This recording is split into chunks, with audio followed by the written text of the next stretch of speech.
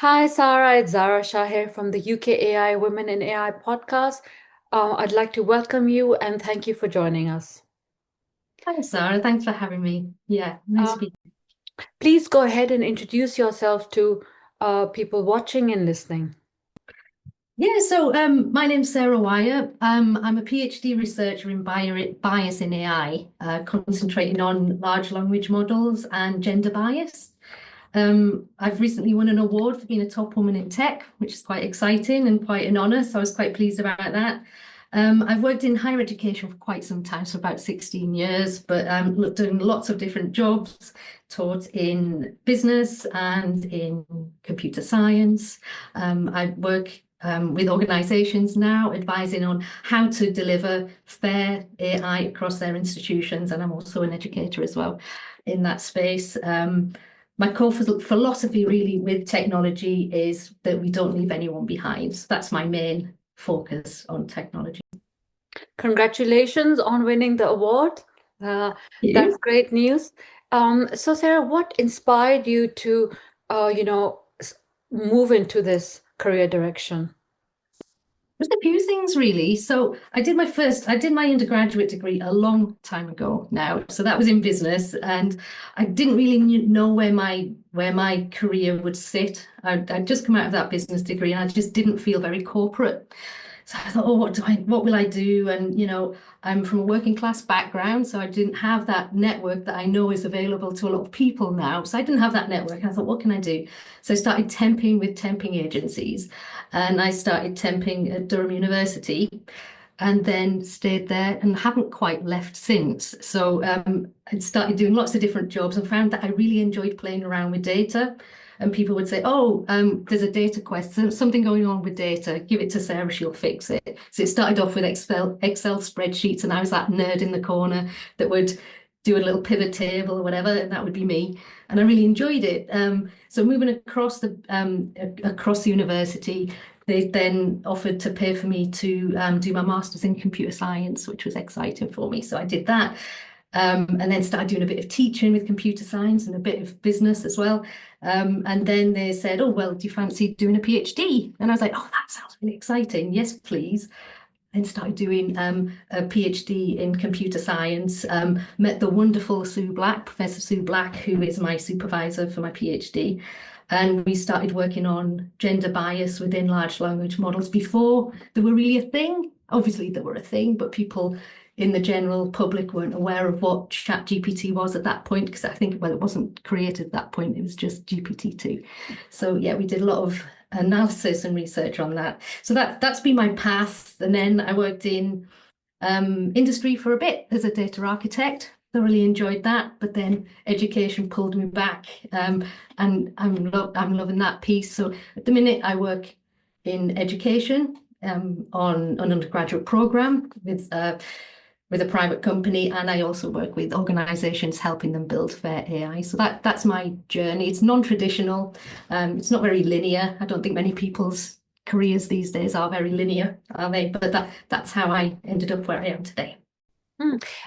I recently came across the study that you did on the use of harmful data to train language models, particularly harmful data that stereotypes women. Yeah. I'd love you to share some more details about the paper that you did. This harks back to when Professor Sue Black and I were working on GPT-2 models at the very beginning, and that was off the back of reading Invisible Women by Caroline Criado Perez, which is a fantastic book for your viewers and listeners to to to take up. It tells us about how data within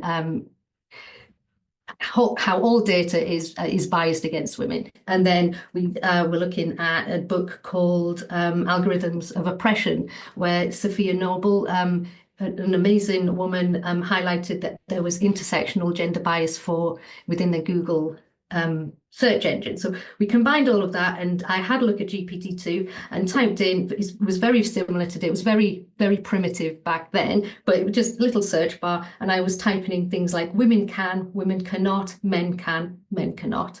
Why are women so? Why are men so? Just to compare. And some of the feedback some of the outputs that we were getting were really were terrifying, actually, against women. So it was elevating the status of men and sexualizing content towards women. So that was really interesting with GPT-2. So then I did it with lots of different versions of GPT-3, from which ChatGPT came from. And what it was showing was we did some clustering, so some analysis of the themes that were coming out of there. So the top we ran it for 9 million words we got out of these experiments, and the top topic for women was related to sexualized violence against women. The second topic was about abortion rights, and the third was about marriage, and it was all very negative based and very derogatory against women, derogatory terminology towards women. For men, it talked about God, so it aligned them with godlike status. And then the second one talked about superheroes. So the second topic was around superheroes. I was like, that's really interesting, like godlike stuff you can understand from books and things. So I was like, why is it talking about men and relating it to Marvel comics and other comics? And I dug a bit deeper, and 22% of the data came from Reddit. Mm-hmm. We all know what kind of demographic we have there and some of the data that's within Reddit. And what I'll draw everybody's attention to, so that's 22%. You might think that's not a lot, but there's something called LLM poisoning, which means that you can have some documents out there, and it can corrupt how a large language model operates. It doesn't matter how big it is, really. It only takes 250 documents to corrupt, a large language model based on the content of those documents. So if you imagine 22% came from Reddit, then I think about 5% came from Wikipedia. So these choices that OpenAI were making about where they drew the data from was hugely impacting what was coming out. So if we imagine if they'd have used I don't know, Mumsnet, for example, what would the content have looked like there? So the data choices that we make when we're creating these large language models are hugely important, because our values can get embedded within there. So yeah, that's what we discovered. Yeah, very, very alarming. Another interesting thing was we didn't use any intersectional prompts within that research, and I think it was the 7th or 8th top topic started talking about race, which was really interesting because we hadn't included race within any of the prompts, and a lot of the derogatory terms about women were about women wearing the hijab, which was again very alarming. There was some intersectional stuff there about people from LGBTQ plus backgrounds, and when we talked about men, it was also really negative towards homosexuality in particular. Also, there was a theme around Nazism and Jewish people, which was very negative towards Jewish people too. So all of these really disturbing themes emerge from some very basic prompts, which is quite alarming. Mm-hmm.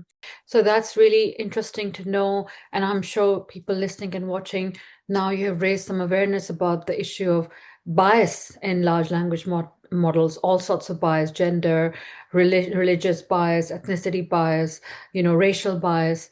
And once people know about that, companies know about it, users know about it, then they must put into place proper AI governance to ensure that they mitigate against this issue. I wanted to also ask you about some of the key challenges that you faced along your journey that you described, and then how did you overcome these challenges? No, it's interesting that so the first thing that pops into my mind is, because I've just talked about that research, so I'll just mention that because it popped into my head, was the fact that when I was requesting access to some of these models, me and Sue Black requested over and over again. It took about 6 to 9 months, I can't remember the exact timeline, to get access to the up-to-date models. Mm-hmm. And we were being refused. And so there was another guy in my PhD. I was like, this is so frustrating. I can't get access to these models.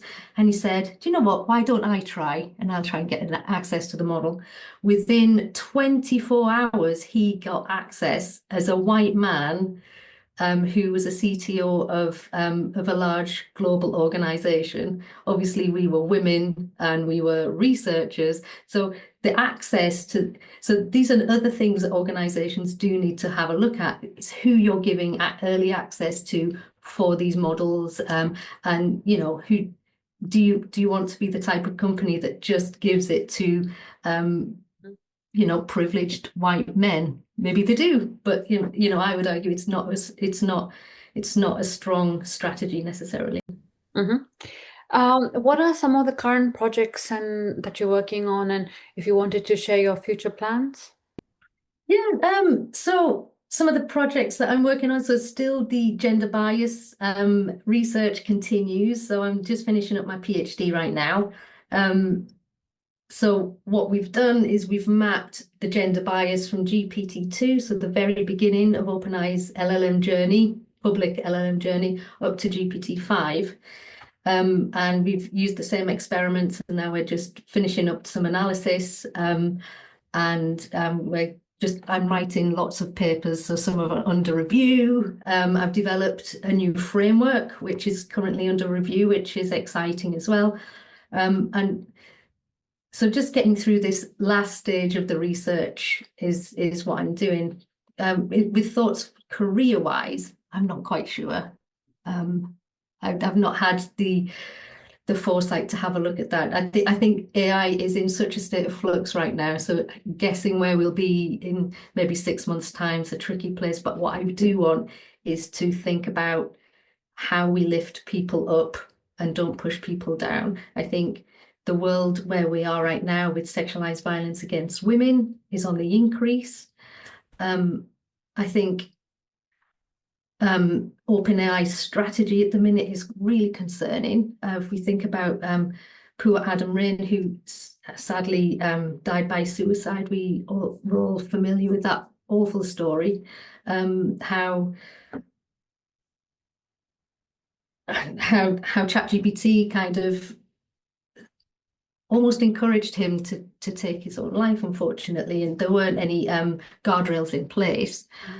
Sadly, how OpenAI responded to that was, putting some guardrails in place, so having age appropriate checking people's ages, but they soon pivoted after that and said, you know what, we're going to have adult erotica by December. So they're going to effectively, come December, remove some of those guardrails, which and to allow adults to have erotica with ChatGPT, which is terrifying, given what we know already, given that we know that sexualized violence towards women within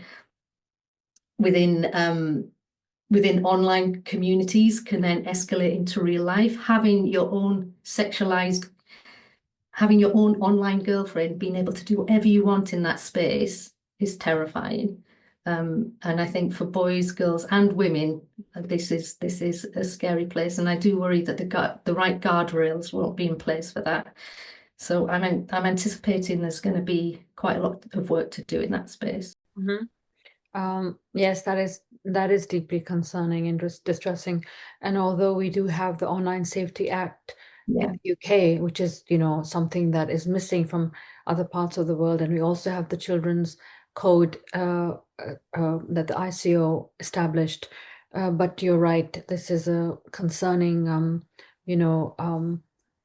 area, and companies like OpenAI and other large companies, they have a ethical responsibility to ensure that they protect children online.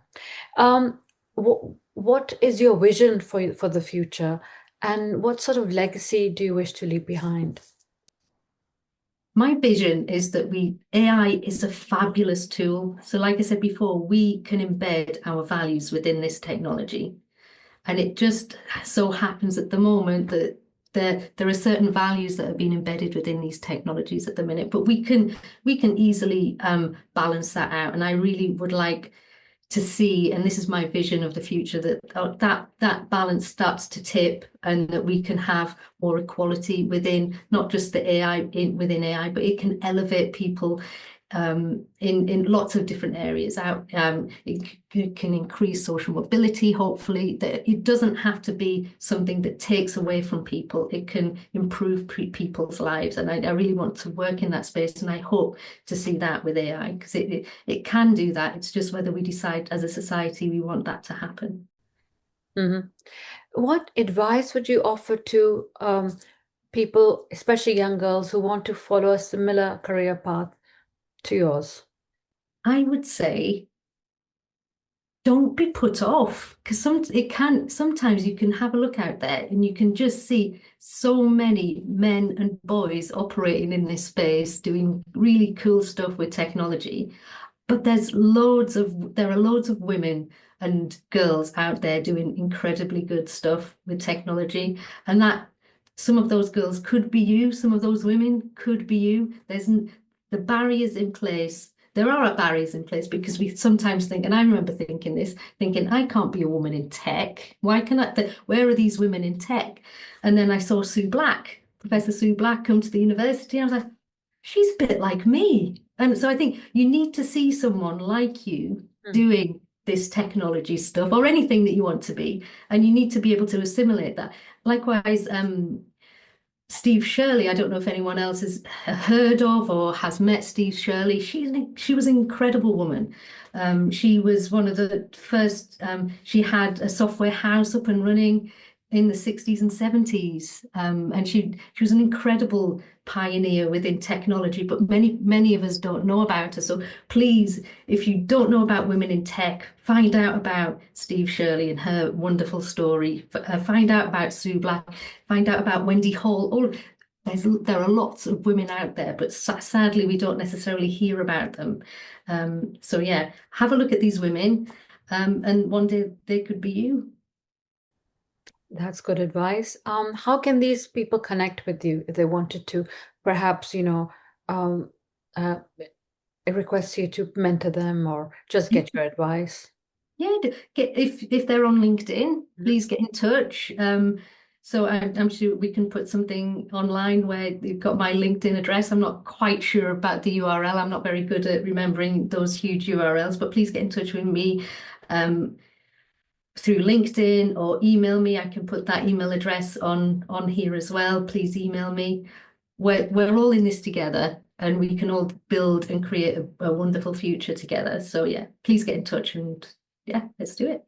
And I know that you attended one of the UKAI roundtables, especially the one on tackling misogyny in AI. Yeah. What has been your experience of UKAI? I have loved it. It was brilliant, honestly. So yeah, I attended the recent roundtable with yourself and some other wonderful, brilliant women in technology.